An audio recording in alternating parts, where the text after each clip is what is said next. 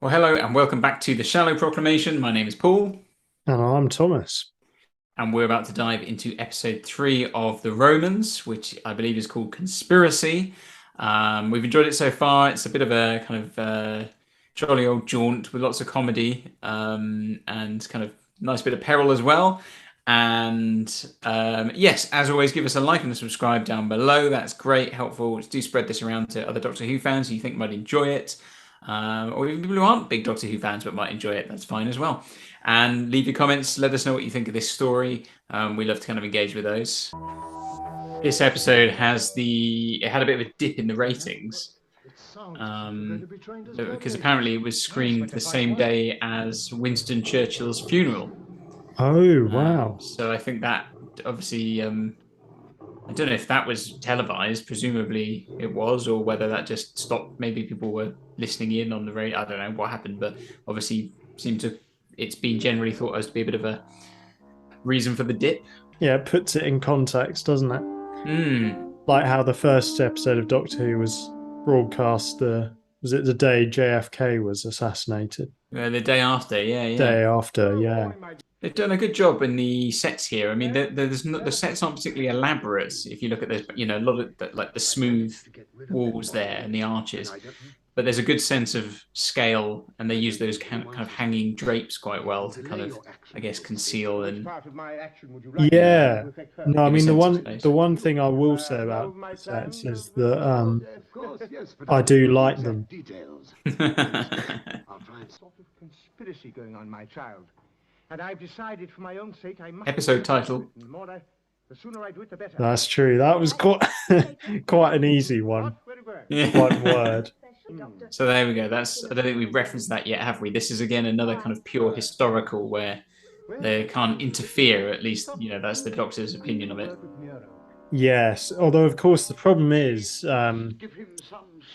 by virtue of being there, they are interfering in a way, aren't they? Yeah, and the Doctor's already pretending to be someone else. So exactly. So so did Barbara. In fairness, back in the Aztecs, she pretended to be someone else. Yeah, I think I saw the boom pole there briefly. Oh, really? Yeah. Yeah, it's funny how the Doctor's a bit of a hypocrite with that rule. Yeah.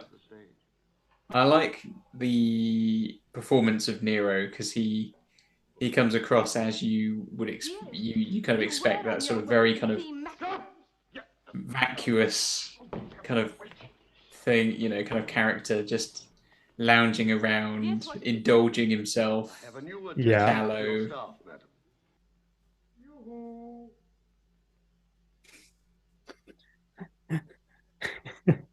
TARDIS translation matrix doing a lot of work there.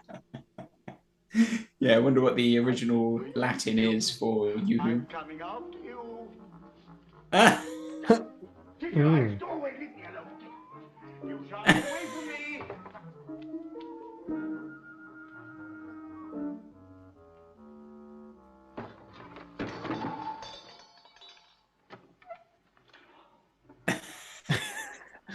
It's all turned a bit sort of What do you want? Carry On Cleo all of a sudden, like Vicky's like a lost carry-on it. film. Yeah. So the Doctor hasn't seen Barbara, has he? No. It's kind of like a classic comedy. People are like just missing each other. It's very sort of you get that in Partners in Crime, don't you, with Donna and the Doctor just kind of passing each other and not quite seeing each other for most of the episodes, or a good chunk. Yes. Now, young woman, surely you wouldn't refuse me, Claudius. This is taken a different direction. This is the second time that Barbara's been Yeah. menaced by a predator. Like, I mean, this one's being played slightly differently, isn't it? It's more of a kind of Yes. a pest. Yeah. Yeah. The Nero the sex pest compared to the guy in the Keys of Marinus. He was a genuine sort of creep. Yeah. Yeah.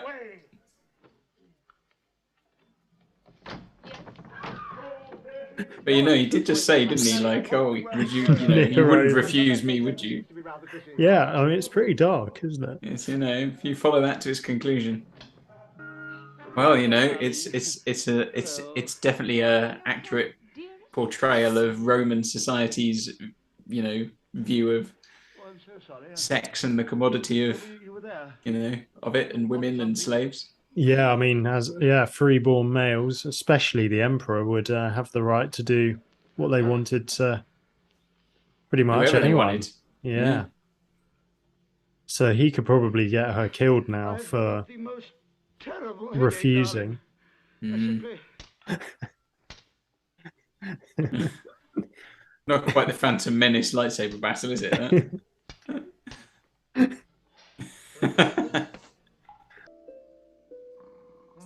The worst fake sleeping I've ever seen.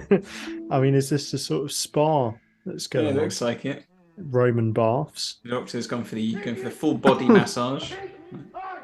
Close your eyes and Nero will give you a big surprise. Close your eyes. Caesar orders it. Oh gosh. I wonder what he was doing then. There. Well, aren't you going to thank me for the present?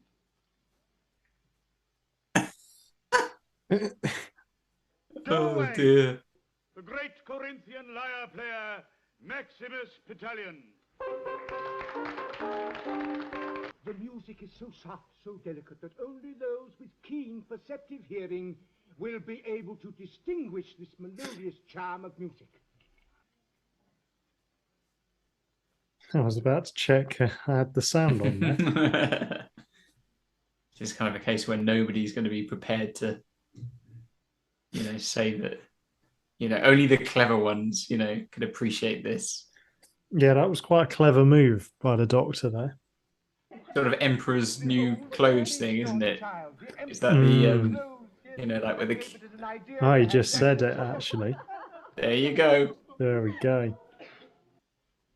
So apparently that guy that Ian will end up fighting, Delos, he had a number of roles in things, but he's best known for playing the Tusken Raider that attacks Luke Skywalker in Star Wars. No way. There you go. That's pretty cool. It's not quite in the arena, is it? There's so much... I guess, how would you do a Colosseum on this scale? Yeah.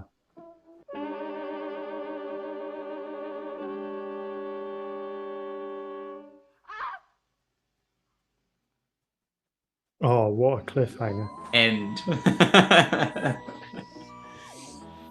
Dear me. Yeah, well, that was, again, it kept the humour up a bit, didn't it?